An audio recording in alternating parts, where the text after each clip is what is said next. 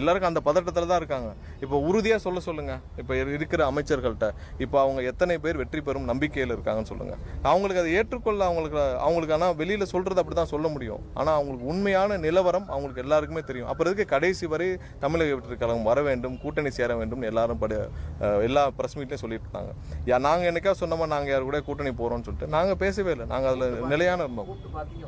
இல்லை நாங்கள் யாருவிடமும் எங்களோட கூட்டணி வைக்கணும்னு எல்லாருமே இல்லை எங்களோட கூட்டணி வைக்கணும். நாங்கள் கட்சி ஆரம்பிக்கிற முன்னாடி திரு சீமான் அவர்கள் சொன்னார்ல தம்பி வரப்போறாருன்னு, எல்லாரும் எங்களுடன் கூட்டணி வைக்க வேண்டும் விரும்பினார்கள். ஆனால் நாங்கள் என்ன மாதிரியான பாதையில் செல்ல வேண்டும் என்று எங்களுடைய தலைவர் முடிவெடுத்தார். எந்த இடத்துலையும் காம்ப்ரமைஸ் பண்ணக்கூட நினைச்சார். எந்தாவது ஒரு இடத்துல காம்ப்ரமைஸ் பண்ணி இவர்கள் 2 பேருக்கும் மாற்றாதான் நம்ம வர்றோம், இவர்கள் 2 பேரும் கூட போய் நம்ம கூட்டணி வைக்க வேண்டிய அவசியம் என்னைக்கும் கிடையாது. இன்னொன்று, என்னைக்கு ஒவ்வொரு பாரதிய ஜனதா கட்சியோட இல்லைன்னு சொல்லிட்டோமோ அதுலேருந்து எந்த இடத்துலையும் மாறலாம். எவ்வளவோ இடத்துல எவ்வளவோ பிரச்சனைகள் என்ன வந்தாலும் இதுவரை காம்ப்ரமைஸ் பண்ணாத ஒரே தலைவர் எங்களுடைய தலைவர்.